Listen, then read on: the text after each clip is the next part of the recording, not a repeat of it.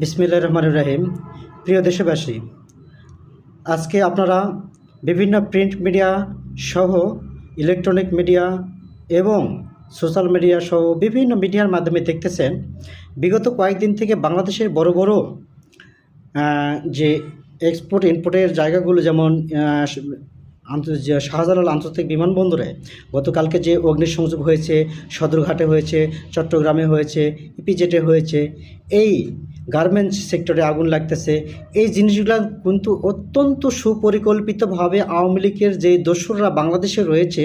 তারা হাজার হাজার কোটি টাকার মালিক, তাদের ব্যাংক ভর্তি। আজকে সামনে জাতীয় নির্বাচনকে লক্ষ্য করে, নির্বাচনকে ভণ্ডুল করার জন্য, নির্বাচনকে নস্যাৎ করার জন্য তারা ওই অর্থগুলো ব্যয় করে এই নাশকতাগুলো সন্ত্রাসীদের মাধ্যমে কার্যকর করবে। সুতরাং আমাদের বাংলাদেশের জনগণ হিসেবে সবাইকে সচেতন থাকতে হবে আগামী জাতীয় নির্বাচন নিয়ে, যাতে নির্বাচনটা সুষ্ঠুভাবে